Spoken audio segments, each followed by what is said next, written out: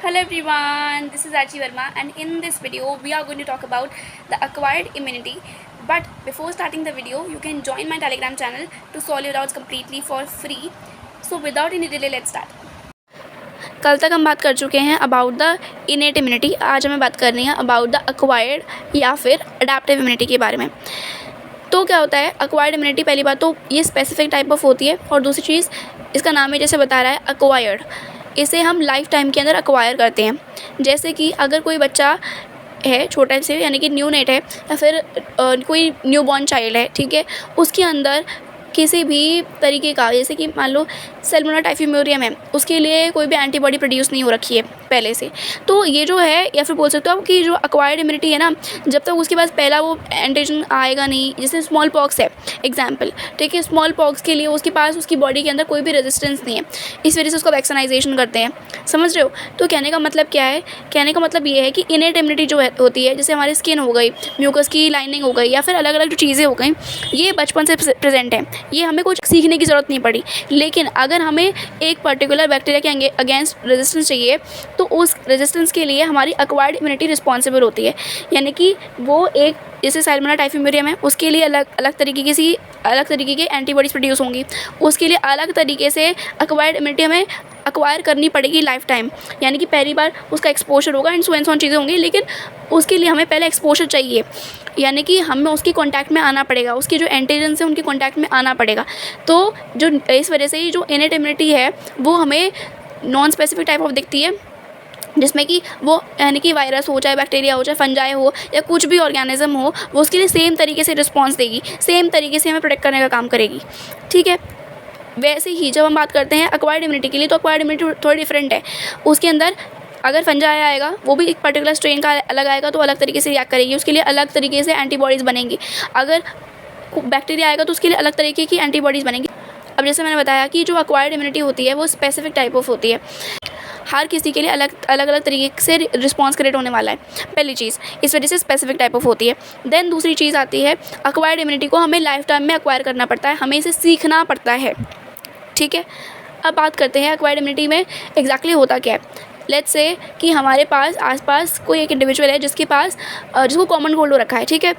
अब हमारी बॉडी हमें प्रोटेक्ट करने की कोशिश करेगी, जो इनेट इम्यूनिटी है वो हमें पॉजिटिव प्रोटेक्ट करने की कोशिश करेगी कि हमारे अंदर जो वो राइनो वायरस है वो एंटर ही ना करे पहली बार में। लेकिन फिर भी बहुत सारे वायरस हमारे आसपास होने की वजह से हमारी बॉडी में कहीं ना कहीं से वो छूट छाट के हमारे अंदर एंटर कर ही जाएंगे। ठीक है, अब वो एंटर कर जाएंगे हमारी बॉडी के अंदर, तब रोल आता है एक्वायर्ड इम्यूनिटी का। ठीक है, अब जब हमारी बॉडी के अंदर वो कम्प्लीटली एंटर कर चुका है, तब उस कंडीशन में क्या होता है कि हमारे जो ये सेलुलर बैरियर्स होते हैं, सेलुलर बैरियर्स यानी कि जो अपने पास सेल्स होते हैं यहाँ पे, यानी कि जो नेचुरल किलर सेल्स हो गए, मोनोसाइट्स हो गए, मैक्रोफेजेस मेनली, है ना, और डेंड्राइटिक सेल्स और न्यूट्रोफिल्स, ये सारे के सारे काम में आते हैं। और वहाँ पे इसको क्या करते हैं, इसको जो हमारे एंटीजन्स होंगे, जैसे मान लेते हैं कॉमन कोल्ड का है, तो उसको कहीं ना कहीं से एनगल्फ करने की कोशिश करेंगे। ठीक है, अब अगर जैसे हम बात करते हैं कॉमन कोल्ड के लिए, तो कॉमन कोल्ड में जो हमारा वायरस होगा, कॉमन कोल्ड का वायरस यानी कि राइनो वायरस होगा, वो हमारे रेस्पिरेटरी ट्रैक्ट में ही रहेगा। तो उस वाली कंडीशन के अंदर जो ये सारे के सारे जो न्यूट्रोफिल्स हैं, या फिर मैक्रोफेजेस हैं, या फिर नेचुरल किलर सेल्स हैं, जो भी चीज़ है, या फिर कोई भी अलग आपका इन्फेक्शन है जिस भी पर्टिकुलर ऑर्गन के अंदर है, वो वहाँ पर ये सारे के सारे जो भी हमारे पास ल्यूकोसाइट्स हैं वहाँ पे इकट्ठा हो जाएंगे, वहाँ पे जाके उस पर एक्शन करने लगेंगे, उस पर जाकर के फेगोसाइटोसिस करेंगे एंड सो ऑन चीज़ें करने लगेंगे। लेकिन फिर भी कहीं ना कहीं ये चीज़ों को ख़त्म नहीं कर पाएंगे। ठीक है, तो एग्जैक्टली होता क्या है ना, यहाँ पर ये सेलुलर बैरियर में से ही एक सेल होता है जिसको बोलते हैं डेंड्राइटिक सेल। ये डेंड्राइटिक सेल क्या करेगा, फेगोसाइटोसिस वो भी करता है। ठीक है, वो क्या करेगा, नॉर्मल जैसे उसको दिखता है कि एंटीजन है, जैसे मान लेते कोई भी अलग वायरस है या कोई भी अलग बैक्टीरिया है, कोई भी एंटीजन है, कोई भी ऑर्गेनिज्म है, उसका एंटीजन पहले क्या करेगा, उसको एनगल्फ करेगा, उसको भी फेगोसाइटोसिस करेगा, उसको एनगल्फ करेगा, और उसकी जो सरफेस की जो बेसिकली जो उसके एंटीजन्स थे ना, उनको अपने ऊपर लगा लेगा। ठीक है, अपने ऊपर लगा लेगा, और ये जाएगा सीधा की सीधा लिम्फ नोड्स की तरफ। ठीक है, लिम्फ नोड्स पे जाएगा, और लिम्फ नोड्स पे जा करके देखो अभी यहाँ पे क्या होता है ना, एग्जैक्टली मैं पहले तरीका बता देती हूँ, फिर इसके बाद एग्जैक्टली जो ह्यूमरल इम्यूनिटी वाला पार्ट है, फिर सेल मेडिएटेड इम्यूनिटी वाला पार्ट है, वो एक्सप्लेन करूँगी। ठीक है, तो एग्जैक्टली क्या होता है, फिर ये जो डेंड्राइटिक सेल है वो जाएगा सीधा सीधा लिम्फ नोड्स के पास में। वहाँ पर जैसे मैं बताया कि जो हमारे बी सेल्स होते हैं और जो टी सेल्स होते हैं, यानी कि लिम्फोसाइट्स के दो टाइप होते हैं, बी लिम्फोसाइट और टी लिम्फोसाइट। तो ये जो टी लिम्फोसाइट होते हैं और बी लिम्फोसाइट होते हैं, ये बनते तो हमारे रेड बोन मैरो में है, लेकिन जो सिर्फ और सिर्फ टी लिम्फोसाइट्स होते हैं उनका मैच्योरेशन जो होता है वो थाइमस में हो जाता है। लेकिन ये दोनों के दोनों जो स्टोर होते हैं वो लिम्फ नोड्स पे स्टोर हो जाते हैं, ठीक है। अब जैसे डेंड्राइटिक सेल क्या करेगा, वो भागता हुआ जाएगा और जाएगा लिम्फ नोड की तरफ, और वहाँ पर ये एंटीजन प्रेजेंटिंग सेल की तरह काम करेगा। यानी कि ये जाकर के सिर्फ दिखाएगा कि देखो इस तरीके का एंटीजन आया है हमारी बॉडी में, है ना, और ये हमें प्रॉब्लम क्रिएट कर रहा है। और जाकर के ये जो बी सेल है और टी सेल है, बेसिकली टी सेल जो टी हेल्पर सेल्स होते हैं उनको दिखाता है, ठीक है। टी हेल्पर सेल्स आगे जा कर के जो ये बी सेल्स होते हैं उनको प्रमोट करते हैं, उनको यू कैन से उनकी हेल्प करते हैं आगे जाके एंटीबॉडीज़ बनाने में, ठीक है। अब बात करते हैं फिर ये एंटीबॉडीज़ बनती हैं, ठीक है। एंटीबॉडीज़ बनती है और एंटीबॉडीज़ क्या करती है, ये जो एंटीजन्स है, बिकॉज जो एंटीबॉडी बनी है ना, एंटीबॉडी के पास ना वही सेम एंटीजन वाला यू कैन से, जैसे एग्जांपल बताती हूँ। जैसे आपको पता है कि किसी भी सिचुएशन से कैसे डील करना है, ठीक है। जैसे हमें पता है कि जिसको पता है कि फिजिक्स कैसे पढ़नी है, उसको पता होगा फिजिक्स अच्छे से कैसे पढ़ी जाती है, तो वो अच्छे से फिजिक्स पढ़ पाएगा। जिसको पता है हिस्ट्री कैसे पढ़नी है, वो अच्छे से हिस्ट्री पढ़ पाएगा। इसी तरीके से सिचुएशन यहाँ पे होती है। जिस एंटीजन की रिस्पॉन्स पे जिस तरीके की एंटीबॉडी बनाई जाती है, वो एंटीबॉडी वही जा करके एंटीजन्स को पकड़ना शुरू कर देती है हमारे ब्लड स्ट्रीम में या जो हमारी ऑर्गन है उसकी तरफ, ठीक है। अब यहाँ पे क्या होता है, अब जैसे ही ये एंटीजन्स को पकड़ती है हमारी एंटीबॉडी, तुरंत की तुरंत ये जो बाकी के मैक्रोफेजेस थे या जो भी सेल्स थे, इनका ईजी हो जाता है उसको एनगल्फ करना, ठीक है। ये ईजिली इसको एनगल्फ कर लेते हैं फिर, बिकॉज हमारी जो एंटीबॉडीज़ है उन्होंने इजीली इसको पकड़ लिया। जो एंटीजन्स घूम रहे थे हमारी ब्लड स्ट्रीम के अंदर उस पर्टिकुलर माइक्रो ऑर्गेनिज्म के, उसको इजीली पकड़ लेते हैं और फिर इजीली ये जो माइक्रोफेजेस हैं या फिर ये जो भी नेचुरल किलर तो नहीं बोलना चाहिए, लेकिन मैक्रोफेजेस हो गए, न्यूट्रोफिल्स हो गए, वो इजीली उसको एनगल्फ कर सकते हैं, उसका फेगोसाइटोसिस कर सकते हैं, ठीक है। इस तरीके से कहानी चल रही होती है। उसी के साथ साथ में जो हमारे ये टी हेल्पर सेल्स थे उन्होंने तो ये सब काम कर दिया, लेकिन टी साइटोटॉक्सिक सेल्स भी होते हैं। टी साइटोटॉक्सिक सेल्स क्या करते हैं, वो चेक करते हैं हमारे बॉडी के अंदर जाकर के कि कौन सा ऐसा सेल है जो हमारा नहीं है, और फिर जाकर के उस पर अपने एंजाइम्स छोड़ते हैं और उसको मार देते हैं। इस तरीके से लोग काम कर रहे हैं। अब यहाँ पे जो एनसीईआरटी में लिखा है मैं वो एक्सप्लेन करना शुरू करती हूँ, आपको ईजिली समझ में आएगा। अभी तक हमने क्या पढ़ा, जो मैंने बताया अभी तक, यहाँ पे क्या होता है कि नॉर्मली हमारे सेलुलर बैरियर में से ये जो मैक्रोफेजेस हैं, न्यूट्रोफिल्स हैं, ये सब काम कर रहे होते हैं अच्छे तरीके से, और उसमें से एक होता है डेंड्राइटिक सेल, जो मैंने कल भी बताया था, नाम बताया था सिर्फ उसका, एनसीईआरटी में लिखा नहीं है वो डेंड्राइटिक सेल। अब ये डेंड्राइटिक सेल क्या करता है, ये फेगोसाइटोसिस करता है, जो भी पर्टिकुलर माइक्रो ऑर्गेनिज्म था उसे पकड़ के एनगल्फ कर लेता है। उसके जो एंटीजन्स थे, उसके अंदर जो एंटीजन्स थे उसको अपने सरफेस पे लगा लेता है और ये सीधा भागता हो जाता है लिम्फ नोड्स की तरफ, जहाँ पर बी लिम्फोसाइट्स और टी लिम्फोसाइट्स बैठे होते हैं। टी लिम्फोसाइट्स को जाकर के दिखाता है कि देखो इस तरीके का एंटीजन हमारी बॉडी में घूम रहा है, ठीक है, इसको मारना है। तो टी लिम्फोसाइट्स क्या करते हैं, टी लिम्फोसाइट्स में भी जो टी हेल्पर सेल्स होते हैं, देखो टी लिम्फोसाइट्स के अलग अलग टाइप होते हैं। टी लिम्फोसाइट्स में टी हेल्पर होते हैं, टी साइटोटॉक्सिक होते हैं, है ना, टी मेमोरी होते हैं, मतलब हेल्पर में से ही मेमोरी बनते हैं बेसिकली, बट हाँ टी साइटोटॉक्सिक होते हैं, एंड हमारे पास इम्यूनोसप्रेसिव होते हैं। ऐसे करके बहुत सारे तरीके के होते हैं। तो कहने का मतलब क्या होता है, जो टी हेल्पर सेल्स होते हैं उनको जाकर दिखाता है देखो इस तरीके का एंटीजन आया है। टी हेल्पर सेल क्या करते हैं, आगे जा करके जो बी सेल्स हैं जो एक्जैक्टली एंटीबॉडी बनाते हैं, बी सेल्स ही एंटीबॉडी का फॉर्मेशन करते हैं। बी सेल्स को जाकर के वो प्रमोट करते हैं। टी हेल्पर सेल्स का काम एक ही है कि वो बी सेल्स को जाकर के आगे जो बी लिम्फोसाइट्स हैं उनको जाके प्रमोट करेगा कि तुम एंटीबॉडीज़ बनाओ, ठीक है। अब बी लिम्फोसाइट्स क्या करेंगे, उसी एंटीजन को जो कि आया है हमारी बॉडी में उसको लेकर के मस्त तरीके से एंटीबॉडी बनाते हैं, ओके। और उसी जगह पे ये जो एंटीजन दिखाने के लिए डेंड्राइटिक सेल आया था वो आकर के फिर अपना जो टी साइटोटॉक्सिक सेल है उसको भी दिखाता है, ठीक है, कि देखो तुम भी देखो। तब वो उस पर्टिकुलर एंटीजन को समझ लेता है कि अच्छा चलो ये वाला एंटीजन है, और वो फिर हमारी बॉडी में ढूंढना शुरू करता है कि कौन कौन से सेल ऐसे हैं जो कि हमारे नहीं हैं, जो कि इस एंटीजन को से रिलेट करते हैं, और फिर जो उसको देखता जाता है उसको मार देता है। इस तरीके से वो काम करता है, ओके।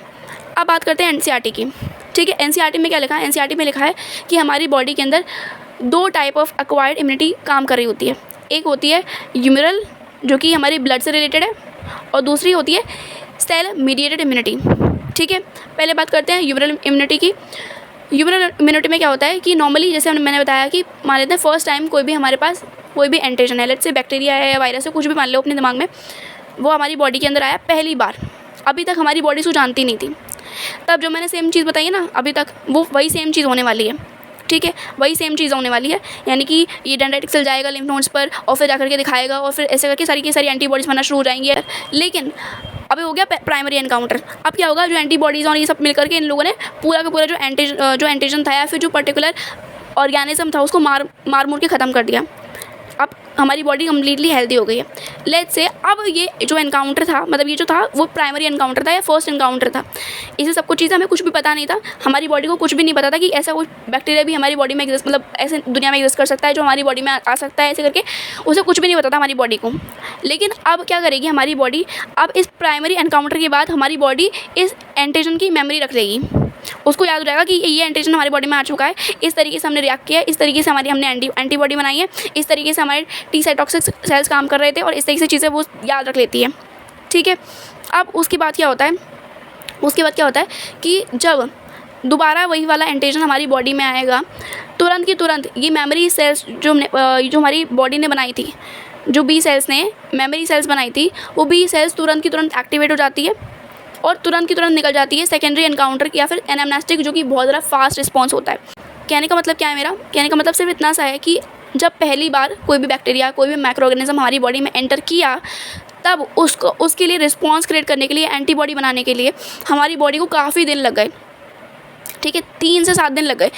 जैसे मान लो कि हमें जैसे मान लेते हैं कभी हमें जुकाम होता है, ठीक है, तो जुकाम में क्या होता है, हमें 3 से 5 दिन तक का टाइम लगता है ना, बिकॉज हमारे लिए वो जो राइनो वायरस आ रहा है वो नया आता है, हर बार जितनी बार भी आता है उसकी, बिकॉज उसके बाद जो स्ट्रेन्स होते हैं वो अलग अलग भर जाते हैं बार, तो वो अलग अलग स्ट्रेन्स का आता है, तो इस वजह से हमारी बॉडी को कभी वो याद नहीं रहता। लेकिन हम ये बोलते हैं अगर किसी भी बंदे को जो चिकन पॉक्स होता है वो हो जाता है, तो दोबारा होने की जो चांसेस होते हैं वो बहुत ज़्यादा कम होते हैं। बिकॉज क्यों होते हैं? क्योंकि हमारी बॉडी को एक बार याद हो चुका है कि इस तरीके से रिएक्ट करना है, उसके बाद जब दूसरी बार उसे रिएक्ट करना है तो उसके पास दिमाग में मेमोरी होगी कि ओके इस तरीके का एंटीजन आएगा तो मुझे इस तरीके से रिएक्ट करना है, मुझे वाली एंटीबॉडीज़ निकालनी है, मुझे इस तरीके से रिएक्ट करना है, उसको सब याद रहता है, वो मेमोरी बना के रखती है। ठीक है, जैसे अगर मान लो हम नीट के लिए PYQ सॉल्व करते हैं, हम कोई भी क्वेश्चन सॉल्व करते हैं, तो पहली बार में मान लो कि कोई टफ क्वेश्चन है तो हमें उसमें टाइम लग जाएगा एग्जाम्पल। लेकिन अगर वही क्वेश्चन सेम उठ करके हमारे नीट में आ जाए या दोबारा किसी भी टेस्ट सीरीज़ में आ जाए तो हमें टाइम नहीं लगेगा, हमें दिमाग में होगा कि अच्छा ये क्वेश्चन मैंने पहली बार में गलत किया था या इस तरीके से सॉल्व करना है। वही सेम चीज़ होती है यहाँ पे भी, बॉडी को याद रह जाता है, उसको वो मेमोरी बना लेती है कि मुझे इस तरीके से इसमें रिएक्ट करना है। ठीक है, इस तरीके से चीज़ें होती हैं। अब एंटीबॉडी थोड़ी देख लेते हैं। एंटीबॉडी होती क्या है? एंटीबॉडी हमारे पास ग्लाइकोप्रोटीन के स्ट्रक्चर्स होते हैं जिनके पास 2 हैवी चेन और 2 लाइट चेन होती है। अलग अलग टाइप ऑफ एंटीबॉडी होती है जो अलग अलग तरीके से निकल रही होती है हमारी बॉडी में। जैसे कि आप याद रख सकते हो IgG, IgA, IgM, IgD, IgE। IgE और IgA तो आपको याद रखनी चाहिए। IgA वाली जो है वो हमें पता है कोलेस्ट्रम में रिलीज़ होती है, हमारे टीयर्स में रिलीज़ होती है, सलाइवा में रिलीज़ होती है। इस तरीके से थोड़ी बहुत जगह जहाँ पे सिक्रीटरी है, जहाँ पे सिक्रीशंस रिलीज़ हो रही है, वहाँ पे से IgA रिलीज़ होती है। ओके, और IgE हमारी एलर्जिक रिएक्शन में रिलीज़ होती है। आपको यहाँ 5 के नाम याद रख सकते हो, GAMDE। ठीक है, GAMDE, और यही इसके एबंडेंस का पूरा सीक्वेंस है। सबसे ज़्यादा IgG होती है, फिर A होती है, फिर M होती है, फिर D होती है, फिर E होती है। सबसे ज़्यादा अबंडेंट होती है IgG। ओके, H2L2 का आप इसे फॉर्मूला लिख सकते हो इस ग्लाइकोप्रोटीन की स्ट्रक्चर को। एंटीबॉडी ग्लाइकोप्रोटीन के स्ट्रक्चर्स होती हैं। इसके अंदर 16 डाइसल्फाइड लिंकेजेस होते हैं जो कि हैवी चेन्स को और लाइट चेन्स को आपस में बांध के रखते हैं। और इसमें क्या होता है, इसमें रीजन्स होते हैं अलग अलग।